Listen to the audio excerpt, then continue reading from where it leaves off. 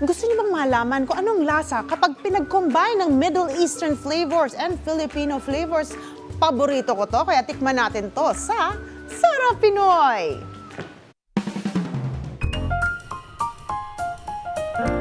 Magandang umaga mga ka-RSP, I am Mina Karim para sa Sarap Pinoy! So guys, ang gagawin natin ngayon is perfect for snack. Ito ay ang ating pastil shawarma. So ang pastil po ay may long lifespan at marami po kayong maaaring gawin dito. Isa na po doon ang pastiwarma. So ang pastiwarma po is pastil and shawarma version po namin.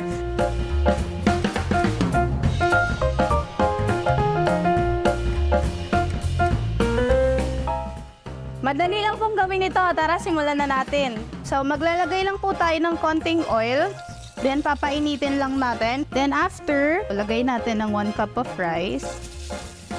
Yan. So, para lang po natin siyang isasangag, ilalagay lang po natin is yung turmeric. Ang goal lang po natin is maamoy yung turmeric at saka mag-color po yung rice. Ayan, mix-mix lang po tayo hanggang mag-yellow lahat ng rice. Ang pastil shawarma po or pastiwarma, pinag-combine po namin siya kasi napansin po namin na mga Pinoy mahilig sa shawarma. So at saka para hindi rin po nakakasawa yung taste ng pastil, we added something na at least kakaiba.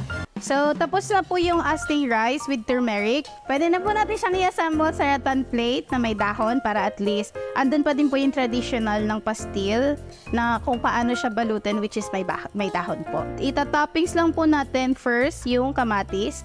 Next one is yung onion. Ayan. So kung gaano kadaming onion, yung iba po if mahilig ng onion, pwede nyo pong damihan. And next po is yung pipino. Ayan, para madaming kulay ang ating plate. Then the last one is yung pinaka-main po natin, main ingredient, which is yung kagikit or the pastil.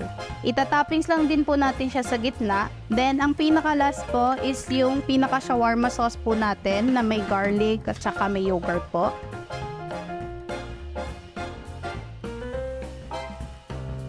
Oh, ayan! Tapos na ang ating pastiwarma. It's tikiman time!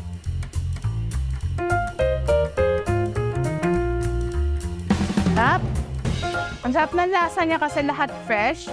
Lalo na yung sibuyas at saka kamatis. Ang sarap niya sa rice. Tapos yung kagikit niya, perfect siya kasama ng ibang condiments natin. So, nagko-complement siya sa isa't isa. So, sa mga gusto pong mag-try sa bahay, madaling-madali lang po. So, itry nyo na. So guys, sana nag-enjoy po kayo sa ginawa nating pastiwarma. Maaari nyong panoorin itong episode sa social media accounts ng Rise and Shine Pilipinas. Meron silang Facebook, Instagram, YouTube, and TikTok. Muli, ako po si Mina Karim para sa Sarap Pinoy!